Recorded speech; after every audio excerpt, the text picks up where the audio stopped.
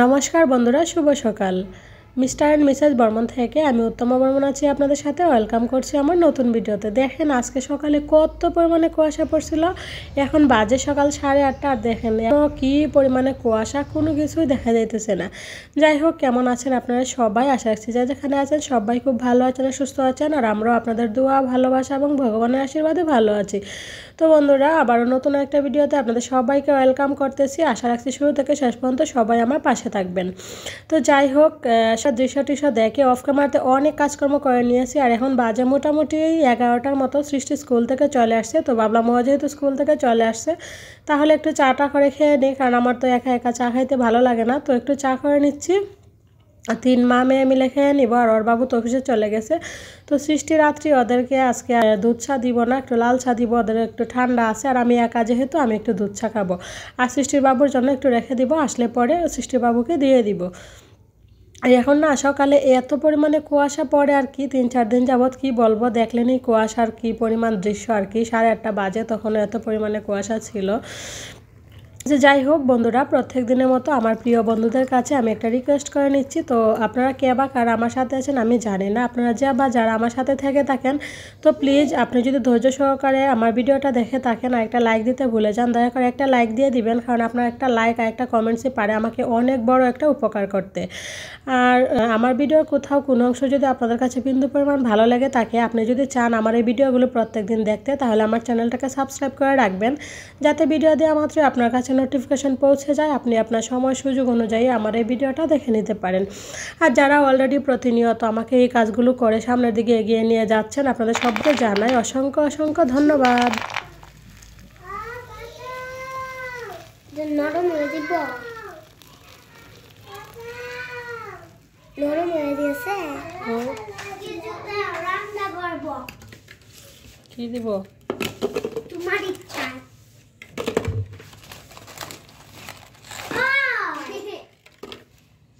সৃষ্টিরা বলি কি নিবা তুমি? তুমি আমি কি বলবো?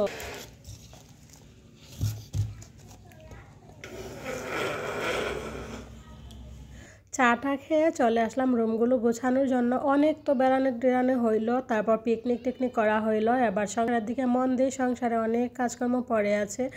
তো আজকে ভাবতেছি ভালোভাবে দুটোটা রুম গোছাবো, আর বিশেষ করে আমার কিচেন রুমটা একটু সুন্দর করে গোছাবো আর কি। দেখি কতদূর কী করতে পারি, যতটুকুই যা করতে পারি অবশ্যই আপনাদের সাথে শেয়ার করব। তো প্লিজ আপনাদের কাছে আন্তরিক রিকোয়েস্ট রইল, শুরু থেকে শেষ পর্যন্ত ধৈর্য সহকারে দেখেন, আশা করি একটু হলেও ভালো লাগবে। তো যাই হোক, আমার রুমটা মোটামুটি অফ ক্যামেরাতে গুছিয়ে নিয়ে আবার চলে আসলাম মার রুমে। মার রুমটা সুন্দর করে গুছিয়ে নিব। এই তো তুষকটা সুন্দরভাবে ঝেড়ে ঝুড়ে নিলাম, এবার চাদরটা বিছিয়ে নেব। তো চাদরটা আমি ধুয়ে দিছিলাম, তো সেজন্য ভাবলাম একটু সুন্দর করে ভালোভাবে ঝাড়ু টাড়ু দিয়ে তারপর চাদরটা বিছাই। তো সেজন্য একটু সুন্দরভাবে ঝাড়ু টাড়ু দিয়ে আবার চাদরটা বিছিয়ে নিতেছি। তোমার রুমটা মানে সুন্দর করে গোছানো হয়ে গেলে তারপরে যাব আর কি আমি রান্নাঘরে। তো আগে মার রুমটাই গুছিয়ে নিব। তো এই তো চাদরটা বিছিয়ে নিলাম, এবার হচ্ছে বালিশের কভারগুলো ঢুকানোর বাকি। তো বালিশের কভারগুলো বালিশে ঢুকিয়ে নেব, তারপর বিছানাটা ঝাড়ু দিয়ে সৃষ্টির পড়ার টেবিলটা একটু গোছাবো। দেখলেন এই পড়ার টেবিলের কি অবস্থা, আর বিশ্বাস করবেন না, একমাত্র ঈশ্বর জানে আর আমি জানি। আমার এই মানে পড়ার টেবিল গড়দড় আমি দিনের মধ্যে যে কতবার গোছাই, এটা একমাত্র হিসাব ছাড়া একমাত্র ঈশ্বর জানে। মানে আমি গুছিয়ে রাইখা যাই, সেই সাথে সাথে আবার ওরা দুইজনে মিলে মানে এলোমেলো করে ফেলে আর কি। আমি যে জিনিসটা গোছাবো সেই জিনিসটাতেই ওরা খেলাধুলা করবে। এই যে এখন এই বিছানাটা গোছাইতেছি, মানে এই বিছানা গোছাই আমি যাইতেও পারবো না, আবার পরক্ষণেই চলে আসবে এই বিছানাতে খেলা করার জন্য। তো এই বিছানাটা আবার এলোমেলো করে যাবে, ওই বিছানাতে যাবে, ড্রেসিং টেবিলে, মানে এইরকমই করে আর কি সারাদিন। আর এখন যেহেতু একা আসলে একটু কষ্ট হয়ে যাচ্ছে সব কাজগুলো ম্যানেজ করতে পারতেছি ঠিকই, কিন্তু একটু কষ্ট হয়ে যাচ্ছে। মা থাকলে তো অনেকটাই হেল্প হয়, দেখেনি আপনারা, মা থাকলে মা এই কত কাজ করে ফেলে। মানে মাকে যতই না করি যে মা কইরো না, কিন্তু কে শুনে কার কথা, মা আর মেয়ে বলে কথা, তাই না? মানে মেয়ের কষ্ট দেখতেই পারে না। তো আমি না বলা সত্ত্বেও মা অনেক কাজ করে ফেলে। মা থাকলে আমি তেমন কোনো কাজকর্ম করি না বললেই চলে, রান্নাবান্নাগুলো করি আর একটু ঝাড়মুছ করি। ঝাড়মুছও মা অনেক সময় করে ফেলে, আর বিশেষ করে কাপড় চোপড় তো একদম ধুই না, কাপড় চোপড় তো মা ধয়। খালি বারবার বলে যে তোর ঠান্ডা লাগলে রাত্রিরও ঠান্ডা লাগবে, তুই এখন ঠান্ডা লাগাইস না। তো কাপড় চোপড় ধোয়া তো সবই মা করে। আর এখন তো মা নাই, নিজের একার উপরে পড়ছে, বুঝে নেই, অনেকটা কষ্ট হয়ে যাচ্ছে। যাই হোক, কোনো ব্যাপার না। আমি জীবনে অনেক আরাম আয়েশ করছি শুধুমাত্র আমার মা বাবার জন্য। এই যে আমার বিয়ের বয়স হয়েছে এত বছর, আমার 2টা বাচ্চা হয়েছে, আমার তেমন কোনো কষ্টই হয় না, কারণ সব কিছু আমার মা করে দিছে। এই যে এখন একটু একা একা আছি, কিন্তু এই পর্যন্ত আমার মা সাথে থাকতো। কারণ আমার 2টা ছেলে মেয়ে দুটোটাই একটু দুরন্ত প্রকৃতির বেশি, আর বিশেষ করে একাকিত্বটা ওরা মানে থাকতে চায় না আর কি, অনেক ঝামেলা করে। তো একজন যদি বাসায় থাকে তাহলে ওদের ভালো লাগে, ওই যে মানুষের মধ্যে একটা মেলামেশা আর কি, ওই জিনিসটা ওরা খুব পছন্দ করে। তো আমার শাশুড়ি আসতো মাঝে মধ্যে, আগে আমার শ্বশুর আসতো, আমার ননদেরা আসতো, কিন্তু ইদানিং আমার তো সবগুলা ননদের বিয়ে হয়ে গেছে, এখন আর কে আসবে। আর আমার শ্বশুর যেহেতু অসুস্থ, আমার শাশুড়িও তেমন আসতে পারে না, মাঝে মধ্যে হঠাৎই আসে, আইসা ঘুরে যায়। তো এখন দেখা যাচ্ছে যে থাকার মতো হচ্ছে একমাত্র আমার মা, তো সেজন্য মা আমার সাথে থাকে। তো মা আবার কিছুদিন পর চলে আসবে, বাড়িতে একটু সমস্যা আছে আমার বাবার বাড়ির জন্য মা কিছুদিন আসে আর কি। তো কিছুদিন পরে আবারও আমার বাবার বাড়িতে যাওয়ার কথা আছে আমাদের, যদি যাই তখন মাকে নিয়ে আসবো। যাই হোক, এই যে দেখেন আপনাদের সাথে বকবক করতে করতে ফাইনালি মার রুমটাও সুন্দর করে গুছিয়ে নিলাম, এই যে সৃষ্টি পড়ার টেবিলটাও গুছিয়ে নিলাম। আর ও যেহেতু এখানে পড়ালেখা করে সেজন্য একটু পানিও রেখে দিলাম, যদি কখনো লাগে নিয়ে খেয়ে নেবে।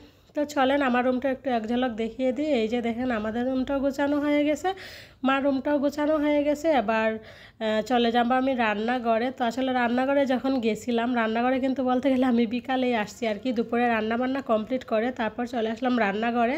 তো রান্নাবান্না যেহেতু কমপ্লিট, ভাবলাম আজকে একবারে মানে রান্নার রুমটা ডিপ ক্লিন করবো। সেজন্য যে দেখেন যা যা ছিল, ছোটো একটা মিনি কিচেন র্যাক, সেই র্যাকটা সরাই নিলাম। তারপরে এই যে গ্যাসের চুলাটাও আমি অফ ক্যামেরাতে সরাই একদম সুন্দরভাবে মুছে নিছি। আবার এই যে ছোট্ট যে কিচেন র্যাকটা আছে সেটাও সুন্দর করে একবারে ভালোভাবে বিম দিয়ে ঘষিয়ে মাজিয়ে একবারে সুন্দর করে পরিষ্কার করে তারপর আমি সুন্দর করে গুছিয়ে নিব আর কি।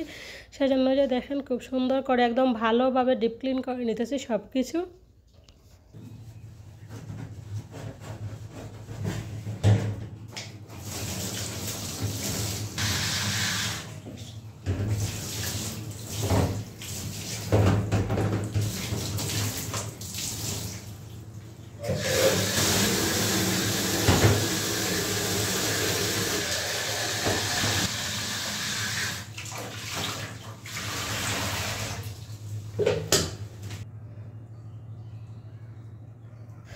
তো কিচেন র্যাকটা ধুইয়া একটু সময় অপেক্ষা করলাম, সুন্দরভাবে পানি টানি ঝরে শুকিয়ে গেছে। তো এই যে দেখেন ছোট্ট মিনি কিচেন র্যাকটা এদিকে রেখে দিলাম। তার সাথে ওই যে কিছুদিন আগে আমি কীর্তনে গেছিলাম, মা বাসায় ছিল, কীর্তন থেকে কিন্তু আমি খাটের এই টুলটা নিয়ে আসছিলাম। তো টুলের উপরে একটা ফুল রেখে দিলাম, দেখতে কিন্তু খুব ভালো লাগতেছে তাই না? আসলে ফুল এমন একটা জিনিস, ফুল গাছ লতা পাতা মানে ঈশ্বরের প্রদত্ত এই জিনিসগুলা এত সুন্দর, আপনি যেখানেই রাখবেন না কেন সেই জায়গাটা থেকে মানে এত সুন্দর করে ফেলে আর কি, যেটা বলার মতো না।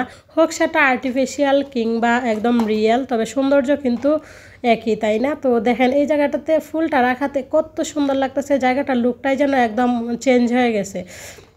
আমার কাছে কিন্তু ভীষণ ভালো লাগতেছে, আপনাদের কাছে কেমন লাগতেছে এখানে ফুলটা রাখাতে অবশ্যই কমেন্টস করবেন। তো র্যাকটা যেহেতু ধুইছি, র্যাকের জিনিসপত্র না ধুলে কেমন লাগে বলেন? তো জন্য ওই যে ছোটো ছোটো ডিব্বা ডাব্বা যেগুলো ছিল সেগুলো আমি উপর থেকে আর কি একটু মুছে নিছি ভিজাতে না দিয়ে। আর এই যে মশলার যে দানিটা, এটা আমি সুন্দর করে একবারে ডিপ ক্লিন করে নিছি। তো এবার এক এক করে মশলাগুলো মানে রিফিল করে নিব। তো এটাতে আমি হচ্ছে হলুদের গুঁড়া, মরিচের গুঁড়া, ধনিয়ার গুঁড়া রাখবো। আর তাতে যেমন এখন আরেকটা বক্স ফাঁকা থাকবে, তো সেইটাতে রাখবো হচ্ছে তেজপাতা, দারচিনি। কারণ অনেক সময় দেখা যায় যে মশলা তো নেওয়া যায় তেজপাতা দারচিনিগুলোর জন্য, আবার অন্যান্য বক্স খুলতে হয়, আবার লাগাইতে হয়। তো সেই জন্য ভাবলাম হলুদ, মরিচ, ধনিয়ার গুঁড়া এই 3 ধরনের গুঁড়াই যেহেতু আমি এটাতে রাখি, আর অন্য কোনো কিছু এটাতে রাখি না, তো ভাবলাম ওইটাতে তাহলে তেজপাতার দিয়ে রাখবো। যখন তরকারিতে পুরন দেওয়া হয় তখন আর তেজপাতার জন্য অন্যান্য বক্স খুলতে হবে না, এক বক্স থেকেই আমি তেজপাতার দারচিনি নিয়ে নিতে পারবো। তো এই তো দেখেন দারচিনিগুলো রেখে দিলাম, এবার এই তো তেজপাতাগুলো রেখে দিব। আর প্যাকেটের যে তেজপাতাগুলো, তো সেই তেজপাতাগুলো কিন্তু খুবই ভালো তাই না? খুব সুন্দর ফ্লেভার আর দেখতে খুব সুন্দর, একদম ধোয়া মোচা পরিষ্কার করা। আর এমনিতে যে খোলা যে তেজপাতাগুলো পাওয়া যায় সেগুলো কিন্তু একদম ময়লা আবর্জনা ভরা থাকে আর পাতাও একদম অনেক নষ্ট থাকে, আর এগুলোই কিন্তু ভালো লাগে। তো আমাদের এগুলাই প্যাকেটের তেজপাতাগুলোই কিন্তু আনা হয়। তো প্যাকেটের তেজপাতাগুলো কিন্তু একটু দাম বেশি হলেও ভালো লাগে, অনেক থাকে আর বিশেষ করে মন থেকে একটা ভালো লাগা কাজ করে, একদম ফ্রেশ, কোনো ধুলা আবর্জনা ময়লা থাকে না। তো যাই হোক, ওইগুলো ঢুকাই আবার দেখলেন আমি মেথিগুলোও ঢুকিয়ে নিলাম, কারণ আমরা তো কালো জিরা মেথি দিয়ে বেশি তরকারি খাই, তো সেজন্য কালো জিরা মেথি ওইখানে। তো বন্ধুরা, এই যে দেখেন ফাইনালি আমি আমার ভাঙাচোরা রান্নাঘরটাকে এভাবে সুন্দর করে গুছিয়ে নিলাম।